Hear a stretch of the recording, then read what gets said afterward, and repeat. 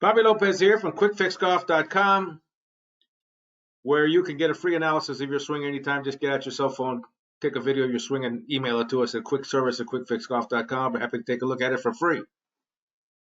Today's topic is how to pick the right putter. There's Darren. He hangs out down at Myrtle Beach, and I hang out at the Richmond location, Tupelo Bay, just south of Myrtle Beach, actually. It's close to Murals Inlet, if you know where that is. And this is a free analysis of your swing at quickfixgolf.com. Just load it right up on our site, or like I said, you can just attach it as an email to quickservice@quickfixgolf.com. Well, just like the class we held on club fitting, and we said you don't get to pick your golf clubs, your swing does. You don't get to pick your putter either. All you get to do is pay for it. You don't get to pick your putter, your stroke does. And here's how I do it. Now, we did have a couple of webinars. You can go back and look at some of the ones we had with SIK putters, I think it was, and there was another one that was putters related to the really high tech. I mean, they've got all the measuring devices of this, that, and the other. I'm sort of old school, so it's not going to be like this.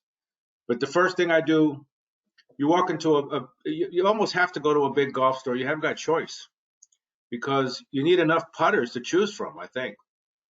So, the first thing you got to look at is, head design, head and balance design. Are you a face balance kind of guy, or are you a toe bounce guy, or something in the middle? Me personally, I'm a face balanced putter guy, period. I won't take any other putter but. So the first thing I do is I go into that. Well, we're going to show you that in a second. You're going to get one of these. The first thing I'll do is I go into the golf store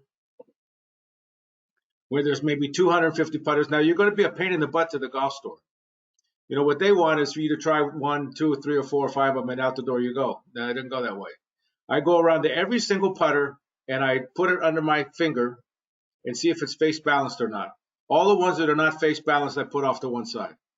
I leave them back on the rack. I only take the ones that are face balanced. Out of all those ones that are face balanced, I then, well, I don't know, I put this in the wrong succession. This would be, well, this is what, in order to do what I'm showing you right now, you need this special report. You really do. And it's free. All you got to do is email me at quickservice@quickfixgolf.com. That'll tell you how to use the laser and how to use a little small level to be able to tell which one, because you could look at it and it looks like it's face balanced to you, but if you put a small level on it, it's just a small little tiny level, it's right in the bubble, then you got it right. So I'd be putting that. See, because this one right here looks like it's level, but I don't know. But if you put a small level on here, and if it's right in the middle of the bubble's right in the middle, then you got it. You're face balanced. So first thing I do is I find the face balanced putters. Then I take those face balanced putters and I put some face tape on them. And then I grab some golf balls that they have there, take the full length of the putting green, whatever it is, artificial putting green they have, and I take a big swing with the putter and hit it. I don't hit it twice, 3 times, 4 times. I hit it once. If I hit it right dead center, I set it to one side. Hit the next one. Boom. If I hit that one dead center, I set it to one side. I hit the next one. Boom. It's off in the heel. Goodbye. Put that on the rack.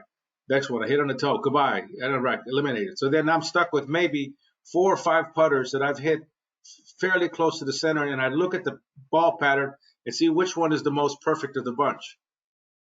But then I take all 5 of them, and I do, which is why you need the special report. This is a fancy laser, probably costs a lot more money. The one I put in my report, you can get it for $10 at Lowe's. And I make myself a little table tent at the other end and put some crosshairs on it. And I look and see, like you can see with this picture, this guy's a little bit left of center. So I set the putter down and I put it down, line it up like I'm lining up for a putt, and then I press the button to see where the laser's pointed. If it's to the left, I set it to one side. Take another putter, put that one down, press the laser button. If it's to the right, set that one aside. Now I grab this next one, and it's almost dead center. Boom, right on the line. Okay, that guy stays in the game. I go to the next one. Oh, it's almost on the line, but it's a little bit worse than that one. So I set that aside. It's still in the game. Then I'm done with 2 putters. 2 putters that are the closest to being dead perfect. I look at those 2 putters, and whichever one has the better centerness of hit from the long shot, I will take and tell the guy, look, I think that putter, I need a little more upright. So we bend the shaft upright. Usually you bend it down here on the neck and see if we can't move that mark from there back to the center. If it's on the right, I might bend it the other way and get it to where when I set it down, that light is right on that center. Once I've done that, I hand them my Visa card and I'm out the door. So that whole process is probably going to take you an hour, maybe a little less. You got to take your time, and you're probably going to upset the store owner, but that's too bad. So that's the way you pick a putter, because you're picking it for its alignment qualities. You want to be able to, when you put that face down, you want to know, we see this white line you see right here is the sight on the gun. And you want to make sure that you can point that putter exactly where you want to go so that you're really good at 4 feet and in. And then you want a putter that when you swing it for whatever reason, the balance of it, you hit in the center of the club face. So you're going to be more consistent on your distances when you're rolling 30 and 40-foot putts. That's what you're looking for right there. Let me open up the microphones for any questions. Who's got a question?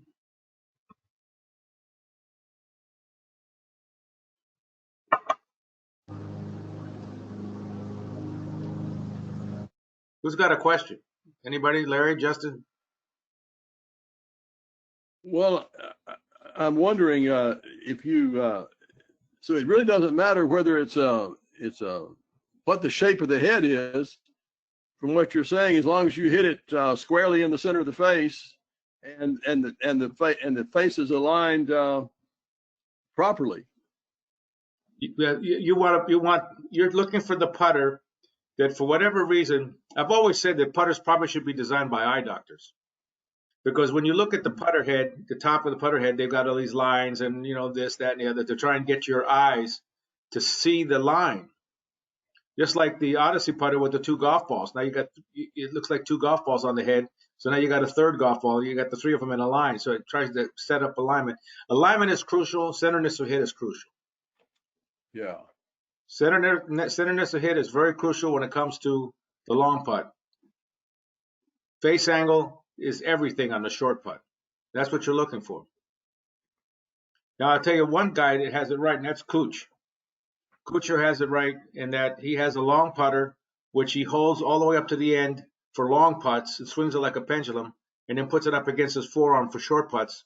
It has a lower grip on it. So he has one long putter with 2 grips on it. That's the way to go right there if you could do it.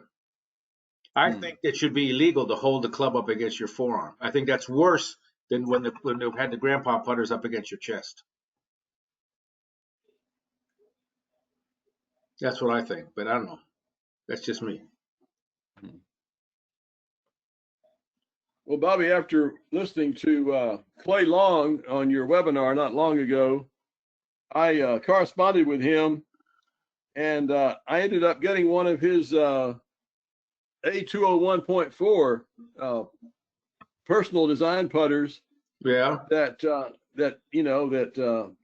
And I really like it. Of course, I had been using a Wizard 600 for 50 years.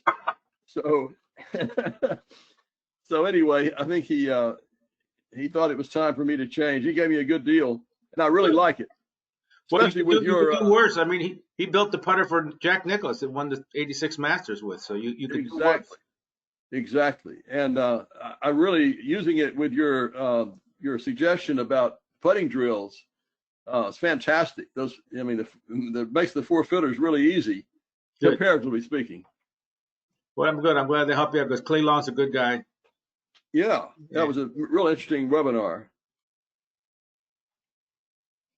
And I'm proud to have the putter. It's a numbered deal. It's 82 of 100 that he made. It was personal edition. Wow. So it's kind of a collector's item, I guess. And but anyway, it was but I may go into this to the shop and try just what you said, because that'd be very interesting to see that process. You can maybe take the putter that he just made you, if you didn't physically go there to see him, and bend the lie angle on it a little bit, and that could bring the light back into focus. Yeah, that's a good idea. You try that. Did you have a question? Yeah, Bobby, go ahead. Go ahead, Justin. I was going to say I'm excited to do the same thing, to go to the golf store and to check this out. I've never I was a little late getting on today, but it seems like a really interesting and first time I've kind of heard of getting a putter set up that way. So I'll go try it out and let you know what I find. Well, one question for you. One thing I've noticed, and this I think is kind of interrelated. One thing I've noticed as I've taken video of my putting stroke, like over years, is kind of like a drift in my setup position. Where I guess just overplaying for a while, I kind of get out of position. Are there cues that you look for? When you go to the store to set up with your putt. I guess I want to make sure when I'm doing your test that I'm in the correct setup position for a putt. Like should I be what are a few checkpoints, like eyes over the ball? Like what are a few things to kind of just make sure I'm in the correct setup position when I test the putters? That's a good question. The problem is, all of that stuff is somewhat of a fallacy. You look at Ben Crenshaw. A perfect example. There's a YouTube video. You'll see Ben Crenshaw and Phil Mickelson. Now these are two guys that are pretty good putters. And or was it? No, it was Brad Faxon. Two pretty good putters, and Brad was surprised because Ben Crenshaw said, "Well, I'm not putting well right now because I'm not moving." And he said, "Hey, wait a minute, hold it. Everything we hear is you got to stay perfectly still when you putt." He says, "I putt better when I move." It's almost like the Sundance Kid saying, "Can I move?" And then he shoots the coins all over the ground. That's the problem with don't when you go into the store and you're going to follow this kind of procedure to find the putter, you want to think absolutely nothing about your putting. You just set up to it, hit it. Don't think, because you want whatever that natural setup it is that you have. You work on that first. If you think there's a problem with that, then I'll answer your question in a second here, Mike. If you think there's a problem with your putting stroke, work on that first. Get the stroke halfway straightened out. Don't measure whether the ball's going in the hole or not. Measure, is the stroke right? When you can, I rarely get videos of people putting, and they should send more putting videos. And then when you go there, don't do anything to interfere. Let the putting stroke you have choose the putter. Mike has a question here. He says, if your aim is to the left, does that mean the putter lie is too flat? If anything, it might mean it's too upright. If the putter's aiming to the left a little bit, if the toe goes up, that light will go to the left. If the toe goes down, the light will go to the right. Even a putter has loft on it. It's only 3 degrees. It used to be 7 degrees when I was a kid, because the greens were bumpier. Now it's 3 degrees because you're putting on a pool table. Big difference. But generally it goes the other way around. And it might not be the lying of the putter at all. It might just be you. It might be that the head design doesn't agree with your eye. It just, for whatever reason, like for instance, for me, I can never have an offset shaft on the putter. I have a straight shaft, because if you give me an offset putter shaft, for some reason I'm lined up 3 or 4 degrees to the right. And I'd swear up and down I was lined up perfectly. I'm lined up 3 or 4 degrees to the right. You put a center shaft in it, bang, I'm fine. I'm right on it. Everybody's eyes are different. And I can tell you now that I'm getting older, of course, your eyes change. Mm-hmm. So it's all about your eye. If you can't see it, it ain't happening. Any other questions? Hey, Bobby, what should the loft be on a putter? Right now, it's about 3 degrees. Is what most putters have. Kuchar has about 7 on his because he leans it forward, so he brings it back down to 3 or 4. But it used to be, in the old days, it was 7 degrees because, like Carson used to tell me, this was back in the early 70s. He said the ball sits down in the grass, and you've got to get it airborne and get it rolling. He says you can't really tell unless you have a high-speed camera to look and see how the ball sits down in the grass. That isn't the case now, because these greens all the grasses are made in a laboratory. They're not even regular grasses. It's not like Bermuda anymore. It's Bermuda 219 or Bermuda this or Bermuda that. So the greens are so firm and cut so short that you can, the ball's sitting up better.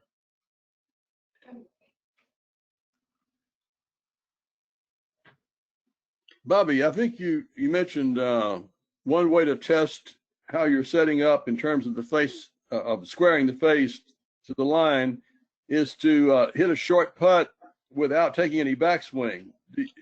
Is that pretty accurate? No, but that's the way to do it if you don't have the laser with you. Yeah. And I don't necessarily take the laser to the golf course. I'll do that kind of work right in the living room, as you'll see on the report. See, so when I go to the golf course, I just set the face right there, maybe 3 feet away, and I just push right towards the hole. Ball should go right wherever that face is pointed. Mm-hmm. And I look for that ball to go dead center, not in the right side of the cup, not in the left side of the cup, because as I move further back, those shots are a miss. But that's in the report too. Yes, I'm going to. No, that's not in the report. That's in the. There's probably another report on that. We got tons of them. Yeah, I know. I've seen it somewhere in your material. You just have to go to the members section, the virtual clubhouse, and log in. You should have a login for it. If you don't, just email me back and I'll find out what happened. Yeah, I go in there pretty often. Okay, there you go. Yeah. Virtual clubhouse. They even let you in there. Isn't that something? Great stuff. Great stuff. I told you they wouldn't let me in the clubhouse in Madrid.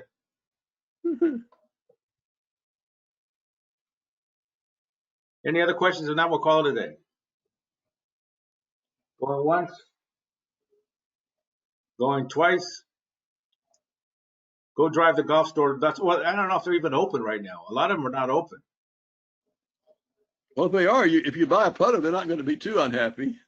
Well, that's true. But some of them, they're open. They only let like 10 people in the store at a time and stuff like that. I don't know. You can give them a call first and see. Yeah.